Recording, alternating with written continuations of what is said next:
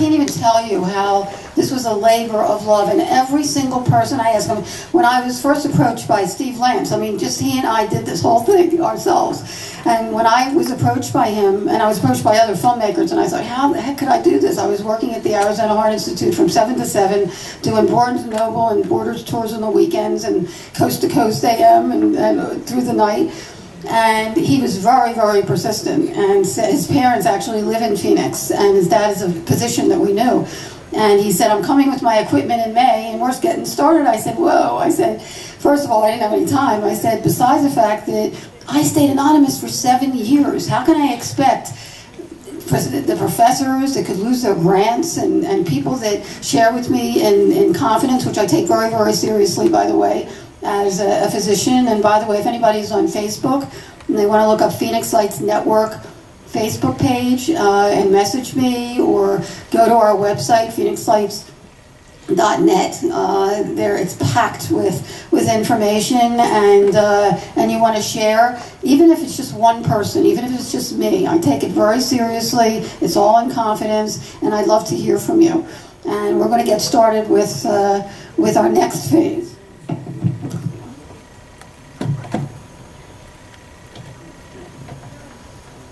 Are you ready for more? Because there is a lot more to the story. Let me go back here.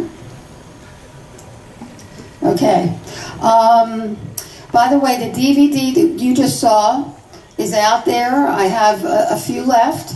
And not only is it the same thing that you saw today, it's the latest edition, number one. Number two, there are bonus features that are amazing. Astronaut Dr. Edgar Mitchell talks about the cover-up, which I don't really get into. There's also a 93-year young French pilot who saw in World War II the Foo Fighters that were mentioned, these orbs that each side thought the other side had this advanced technology, and it wasn't until after the war that each side found out that nobody did.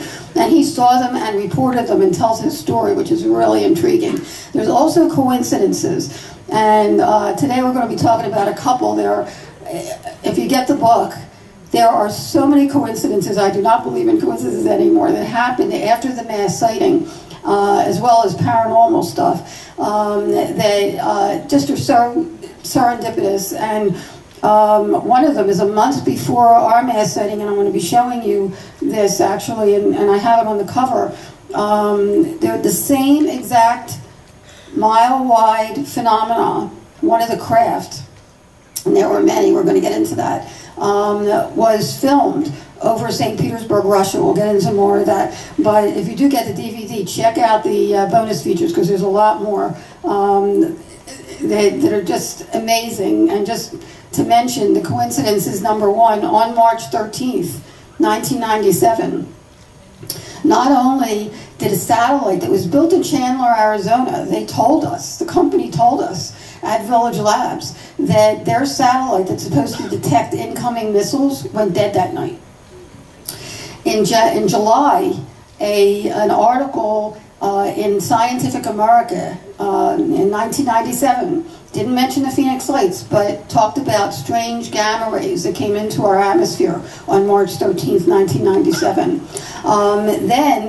Then President Clinton, who was at Greg Norman, the golfer's house, was rushed out to an undisclosed location. He supposedly broke his knee, but there's not one picture of that. And if you know Bill Clinton, he would take a photo op, and which is very interesting, and also speculative that we went to DEFCON 3 that night. So there are many coincidences, but those were really poignant that I learned about as I got into the investigation.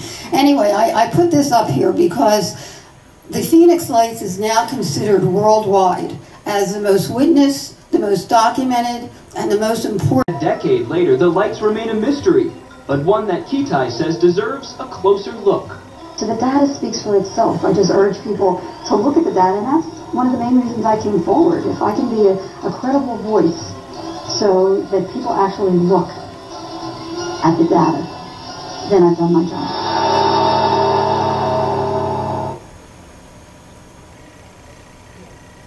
And I'm I'm really trying to do a job here, I have to tell you. I have tried to cover all bases with trying to just get the information out there, and I really appreciate that you guys are here today to learn about this, because it's such important data, don't you think? I mean, it needs to get out in the open, and we need to address it and accept it and study it so we can move forward. And some of the things that I'm doing, I'm working on a curriculum right now for kids that's groundbreaking. There is nothing in our classroom. In fact, that's what prompted me to do the movie in the first place, because while Steve was trying to get me to do it, and you know, luckily I called everybody that I wanted to be in it, and everybody said that they would, which was an amazing sign, because I didn't know if they'd come forward. I didn't for 7 years. But then I was invited to a school. Some parents had seen me at a Barnes & Noble presentation, and I was floored that a school would even let me in the door with this topic. And I walk in, there's 200 middle school students and parents and teachers. You could hear a pin drop. Kids thirst for this knowledge. And I realized for the first time there is nothing in our history books about this.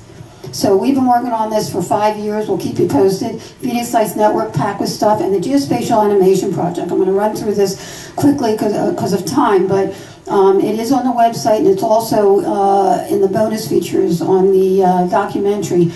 A 12-year compilation from thousands of reports from the National UFO Reporting Center in Seattle, Washington, Francis Barwood, Village Labs, and Arizona MUFON came to the conclusion that there were 9 different craft. One just came forward last year, but 9 different craft. And again, whether it was just one craft that could morph, or the perspective from where the person was standing, or a parade, but what they thought when they really looked at the data, there were so many things, multiple things going on at the same time, that it had to be a parade. And here's just some of the different craft, and they're very different. I mean, some of these are very different. Here again is the craft that was seen in St. Petersburg, Russia, 1 month before our mass sighting. Here's another craft. I mean, it's amazing when you look at it. This is the craft that the hospice people saw, as well as Symington.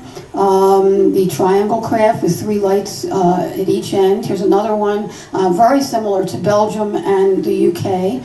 And then this one, and even here we have a disc. One of the triangles actually broke in 2, and both of them just shot up in the air.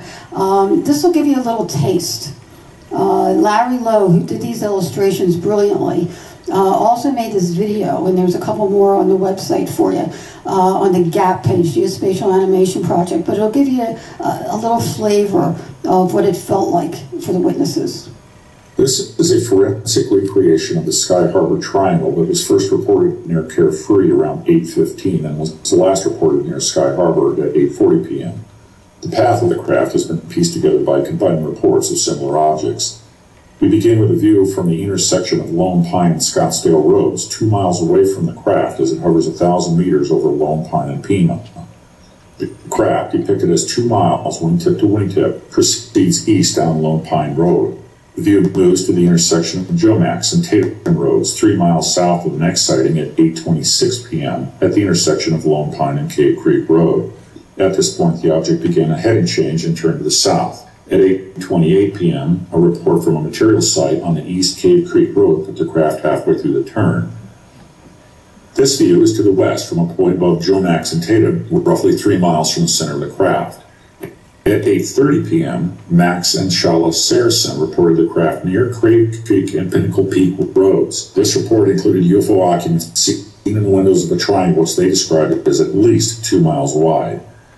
At 8:35 p.m., the craft was observed from the intersection of North 32nd Street and East Shade Boulevard, proceeding south towards Squaw Peak, where it was last seen entering the Phoenix Metropolitan Valley.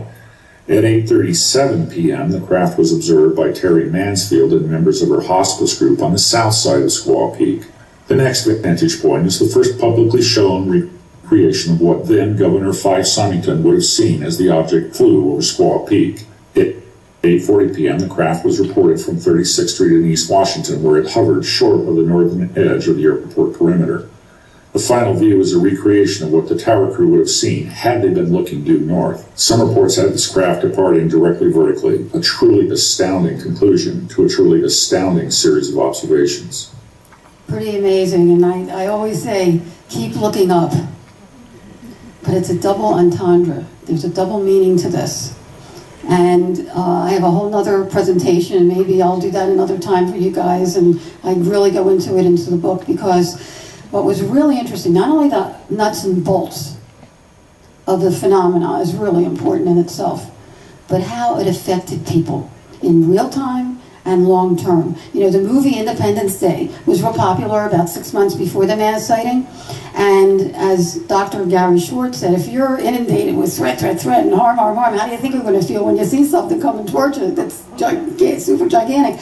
Well, children were initially frightened, jumping up and down, Independence Day, Independence Day. But as it came closer, what was amazing is that a calmness came over everyone, adults and children alike, a connectedness to the phenomena that the kids wanted to run after it and have their parents get in the car and run after it. And long term, we have people that went into the peace movement and the environmental movement, changed their eating habits, won't eat meat anymore. I mean, really, it just woke people up, and that's really significant. One of the other significant things, and I go into this much more detail in the book, but one of the other thing that really got me was that a number of witnesses had had near-death experiences as children that was reawakened by the mass sighting.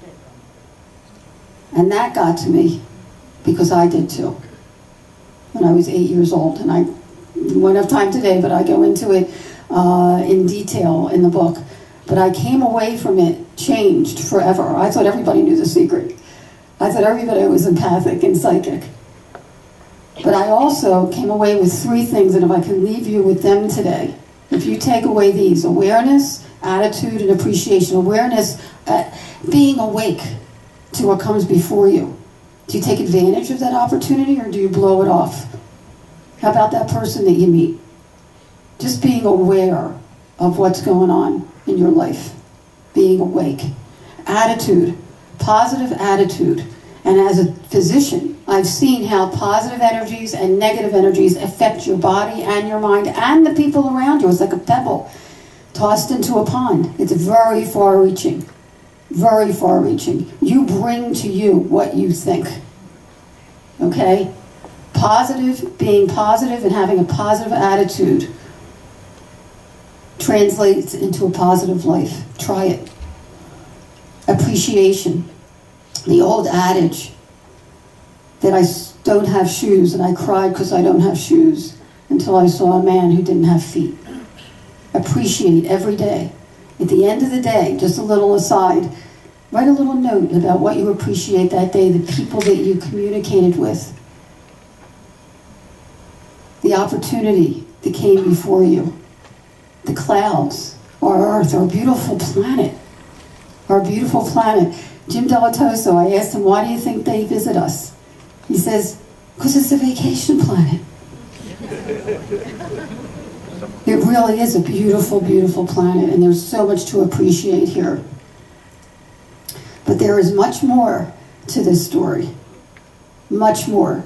And I'm going to give you a little tidbit right now, okay? Because I really get into, by the way, the fact that when I realized that there might be a connection between all unexplained phenomena, be it near-death experience, out-of-body experience, unexplained aerial phenomena that have a mystical light associated with the experience, when I started looking again, I started finding such incredible, credible data. At university level, the Omega Project by Dr. Kenneth Ring, it's like this thick. I made it very simple in the book. And we have other scientists throughout the world, including Dr. John Mack, if you've heard of him, who was at Harvard, postulating and actually finding data that was so substantial that the experience itself, no matter what the unexplained phenomena, is very similar, and I lay it out very simply in the book, but the after effect is so positive. The enlightenment, the awakening, the connectedness to the earth and to the universe and to each other is felt in a person, within that person, to such a deep level. It is really poignant and powerful. And I started calling all unexplained phenomena UP and up. because it isn't up. And I hope that you'll read more about it in the book. But getting back to these pictures and the hard data, I told you we were going to get back to the close sighting in 95. Well, when you saw the sighting in 98, we had video. I had alerted the other videographers to be on alert, and it was unbelievable. I mean, we had a 20-minute array of straight lines and mirror images, and the final thing was the triangle, and now we had data that was taken at the same time, because mind you, on March 13th, that could not be triangulated, because we all took video. Not only were they different video, looked different, but they were at different times. But now in 98, we had the same video. Everybody took it from a different vantage point, north, south, east, and west. That wasn't a little coincidence, and we just happened to be north, south, east, and west. Sent the video to Dr. Bruce Maccabee, Navy optical physicist, for analysis, and as an afterthought, I sent the first and last picture of the 95 sighting and asked him, you know, would you mind looking at this? Maybe you can tell me what those close orbs were. And he calls me back about 2-3 weeks later. He said, you told me that that close sighting was only a couple minutes long. I said, right. He said, are you sure? I said, that's what I remember. He said, ask your husband. Now, mind you, as I mentioned at the beginning, each person reacts differently to these things. Well, my husband would never talk about it. He didn't want to hear about it. He got anxious when I brought it up. So I stopped talking about it. And I told him that. He said, you've got to corroborate it. And I sat him down. This was 3 years later. I sat him down and I said, look, we don't have to talk about it. Just do you remember how long that close sighting was? He says, I don't know, 2, 3, maybe 4 minutes tops. I go back to Dr. Maccabee, tell him that. He says, that's impossible. I said, what do you mean? He said, look at the pictures. Well, first of all, he confirmed these are the same exact phenomena. When we were looking at the close orbs, the same exact phenomena, again here, remember the skylights? This is where South Mountain and the Estrellas are intersecting. The same phenomena was in the same exact location as 2 months before the mass sighting and during the mass sighting. But he said even more unusual was that the skyline in the first picture had many more lights, groups of lights on, that were off in the last picture. He said that doesn't happen in a couple of minutes. In fact, he did a major analysis, which he redid again with even more sophisticated technology a couple years ago for National Geographic, of all the lights that were on in the first picture that are off, the groups of lights. In the second picture, he said, I want you to do an experiment. He says, go outside, try to stand at the exact same location that you were standing in 95, take pictures of the landscape, the city skyline, every 15 minutes, and we'll see when the lights start going out. Now, I usually take a bath when we're home between 7 and 8, so let's be conservative, and 8 o'clock the starting point. The groups of lights start going out at 9 o'clock. The last picture is indicative of 10:30, 11 o'clock. He asked me if he could present it at the MUFON International Symposium. I said, as long as you don't use my name, and kindly he did not, and kept me anonymous. He said from thorough analysis of the data, there were hours that passed between the first and last photos, not minutes. And he presented it at the 1999 MUFON International Symposium in Washington, D.C. as a first, and as far as we know, the only authenticated photographic evidence of missing time. Now, the reason that I just shared it for the first time in the latest edition of the book was because we have come so far. And we're still primitive. I mean, as far as time goes, our concept of time, past, present, and future, is primitive.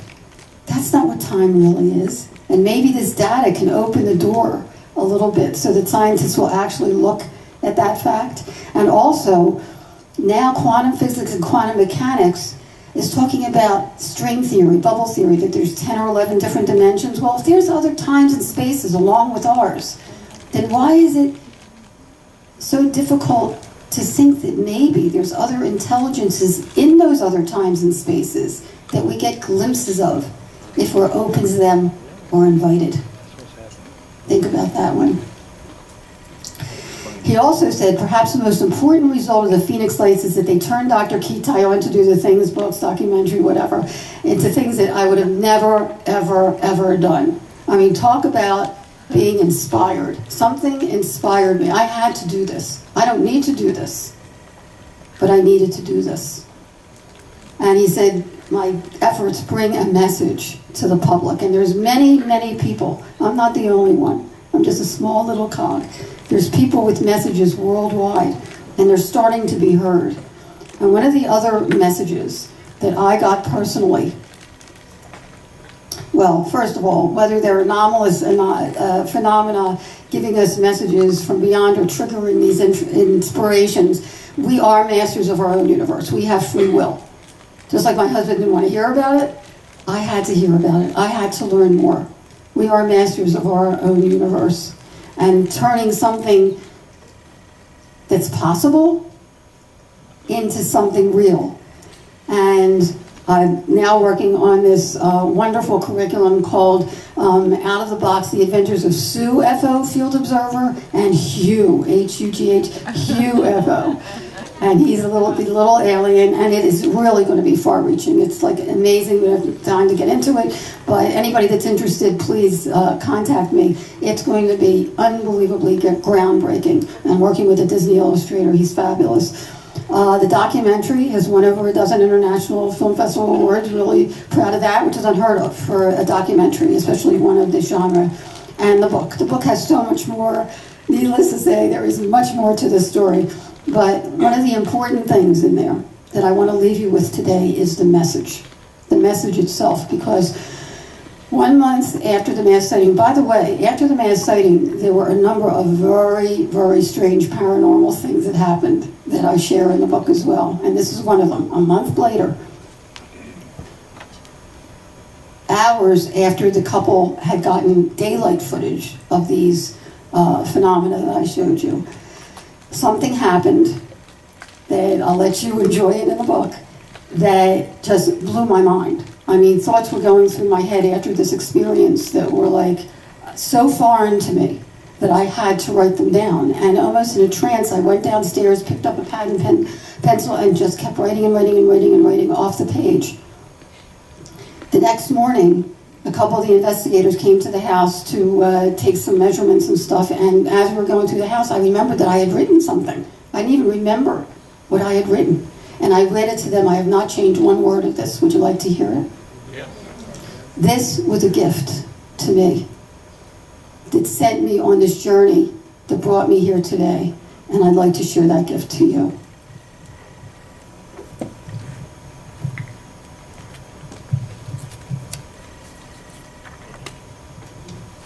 Sorry, gotta put this back on.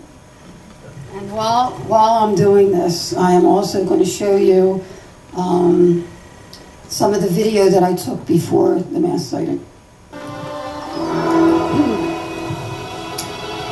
I don't know about other living creatures in the vast universe, but questions keep permeating my mind about the ones who are trying to get our attention now. What if these beings are as advanced spiritually as they are technologically? And what if they want to share this beautiful and wondrous future with us?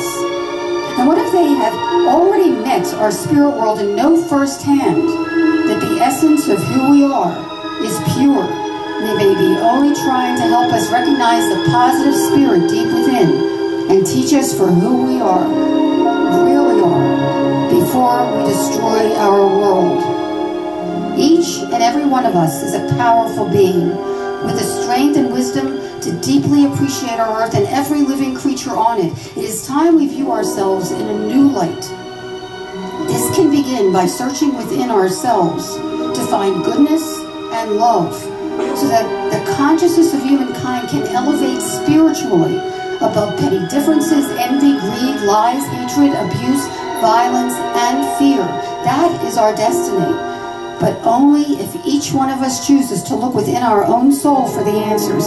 They are there. It isn't too late. Humankind can begin this very moment to learn and grow so that our future will benefit from our newfound knowledge, not be pulled down by our self-serving primal ignorance. It is so very important to look within yourself and to believe in yourself. Judge yourself each and every day. There will come a time when you will judge yourself every moment of your own life the good things, the bad, the kindness, and the wrath that you and you alone have brought to other human beings, other living things, to our earth. You will feel what it felt like to be on the receiving end. Near-death experiences have told us time and time again that when we die, we go through a life review. God does not judge us. We judge ourselves. So maybe we should judge ourselves now. Think clearly about how we treat others, the energy and dedication we put into our relationship, especially our family, as well as our relationship to other living things we touch in this short but precious existence. So when our time does come, we won't have to endure pain and sadness, but rather we will be drenched in the ecstasy of our own love, in the magnificent light of love. And if each of us truly looks deep within, the positive energies emanating from the goodness each one of us possesses will be shared around the world. Then our beautiful journey to a new reality will have begun. And this is Jaime Maussan. I'm going to prove that this is true. Not the scientists, not the authorities, not the military. Only hundreds of thousands of people with our cameras in our hands are going to be able to produce the evidence that is going to be seen around the world and is going to prove that this is real. So the next time you look up in the sky, I hope you'll think of the Phoenix Lights. People ask me all the time, why did they come here? Not only to wake us up to their presence in a gentle, non-threatening way, but to wake us up to our true potential as human beings, to make this world a better world, and touching one person at a time. I hope the Phoenix Lights touched you today. Keep looking up. Thank you so much.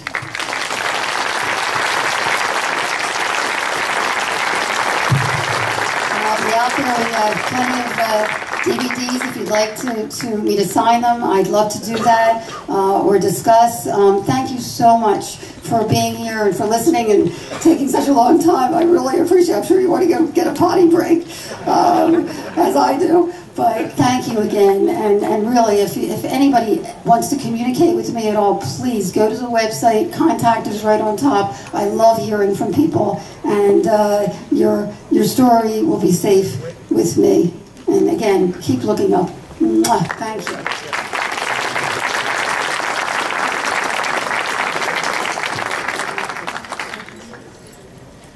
We're so happy that Dr. Lynne was able to be with us this weekend. It's been fantastic to have her here. We're going to take a short break, and then David Hatcher, Childress, will be here momentarily. The man who some have called the real Indiana Jones. Just a couple of quick announcements. We'd like everybody to fill out a survey if you haven't already, and also there's a form for your name and email so we can tell you about updates of the next conference that's coming up. Also, just a quick show of hands. We'd like to know how many people came from outside the valley to the event today. How many from outside the valley? All right, fantastic. Thank you for supporting this event. The proceeds from this event go to the arts and supporting the arts and literacy through the Edinburg Arts and through the Edinburg Library. So we're so happy that you're supporting this event. And I think that's it. We'll introduce David Childress in just about 10 minutes. So everybody catch a break.